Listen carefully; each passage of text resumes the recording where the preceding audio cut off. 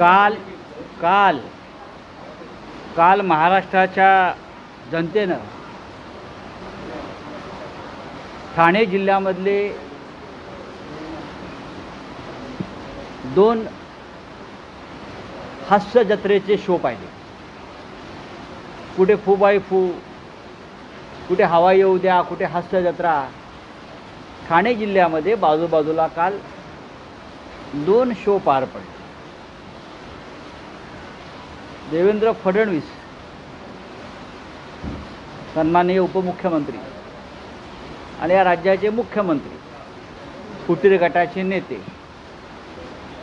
गंमत पहा, मी हास्य जत्रा किंवा विनोदी कार्यक्रम यासाठी म्हणतो आहोत की सप्तेवर किती खोटं बोलतात. पोहरा देवीची शपथ उद्धवजीने घेऊन खोटं बोलले असं जे म्हणतायत, हा पोहरा देवीचा अपमान आहे. मला सकाळपासून अनेक त्या समाजाच्या नेत्यांनी फोन करून सांगितलं की देवेंद्र फडणवीस वारंवार आमच्या पोहरा देवीचा अपमान करतायत. पोहरा देवीची शपथ कोणी खोटी घेत नाही, जागरूक देवस्थान. पण हे सगळे खोटारडे लोक पोहरा देवीला खोटं पाडतायत. हा पहिला विषय. देवेंद्र फडणवीस असं म्हणतायत, आम्ही राष्ट्रवादीबरोबर गेलो, हा अधर्म आहे. अधर्म असला तरी काय कूटनीती आहे. कूटनीती म्हणजे राजकारण आहे.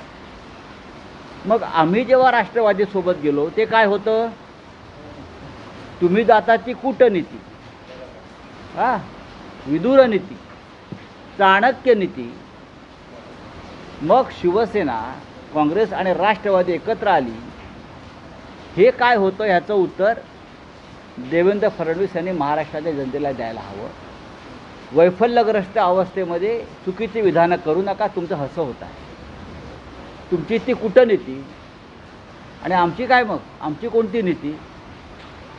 महाराष्ट्रामध्ये सुद्धा 2019 साली शिवसेना, राष्ट्रवादी काँग्रेस आणि काँग्रेस एकत्र आले. ती सुद्धा या राज्याची गरज आणि कूटनीतीच होती.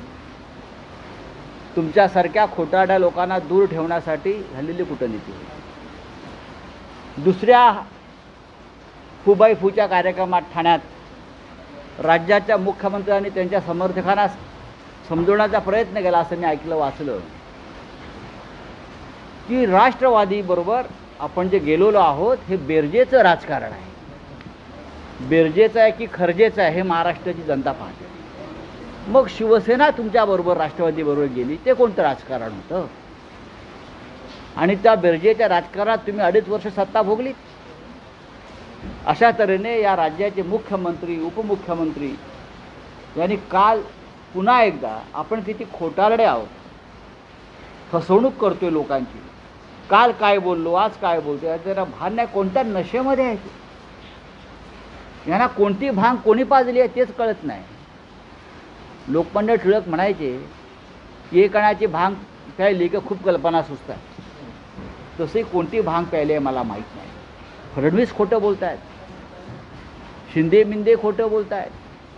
अजितदादांना अजून कंठ फुटायचं आहे तेव्हा मी बोलूच, पण मला त्यात पडायचं नाही. पण शिवसेनेच्या बाबतीत, महाराष्ट्राच्या राजकारणाच्या बाबतीत साधारणतः खोटं बोलत आहे. आम्ही करतोय ती कुठंही, शिवसेनेने केली तो विश्वासघात. खरं म्हणजे फडणवीस आणि शिंदे यांनी केलेला विश्वासघात महाराष्ट्राच्या काळजामध्ये आरपार घुसलेला आहे. मग आम्ही काय वापरली? अरे तुम्ही वापरलीत, मग आम्हाला का कूटनीती जमत नाही का? तुम्ही काय चाणक्याचा आणि विदुराच्या पोटातून जन्म घेतलाय का? चाणक्य आणि विदुर तुमचा बाप आहे का? आणि आमचा कोण आहे मग?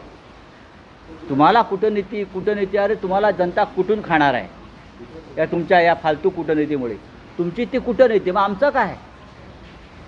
या महाराष्ट्रात तुमच्यासारख्या महाराष्ट्राच्या बेमान लोकांना दूर ठेवण्यासाठी आम्ही एक महाविकास आघाडी स्थापन केली. ती सुद्धा कूटनीतीच होती. ती सुद्धा कूटनीतीच होती.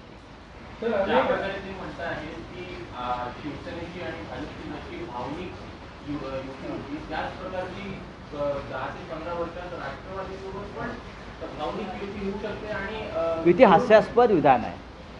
कालपर्यंत नाही नाही नाही राष्ट्रवादीबरोबर कोणतीही युती नाही, आपद्धर्म नाही, अमुक धर्म नाही, तमुक कर्म नाही, आणि आता म्हणे भावनिक युती होणार. मुळात पुढल्या निवडणुकीमध्ये दोन्ही गट राजकारणात टिकू द्या, मग 15 वर्षाच्या गोष्टी करा. सर, प्रत्येक राज्यात पाहिलं आपण तर पक्षाचे आमदार सोडून सत्ता स्थापन केली जाते. म्हणजे 2029 पर्यंत हा देशच हुकुमशाहीकडे वळतो असं तुला वाटतंय का? हा देश हुकुमशाहीकडे वळतो नाही, पूर्णपणे वळलेला आहे. या देशामध्ये दिल्लीसारख्या देशाच्या राजधानीला महापुराच्या वेळा आहे, लोक तडफडत आहेत, मणिपूर जळत आहे, आणि प्रधानमंत्री तिथे राफेलचा सौदा करतायत. कोणासाठी? तर काही लोकांना त्यात कमिशन मिळावं म्हणून, हजारो कोटीचं. फ्रान्समध्ये हुकुमशाहीच आहे. केंद्रीय तपास यंत्रणांच्या माध्यमातून विरोधी पक्षाला संपवायचं, आपली सरकारं बनवायची, सरकारं पाडायची, हां, दहशत निर्माण करायची. याला हुकुमशाही नाही म्हणायचं तर काय म्हणायचं? हां,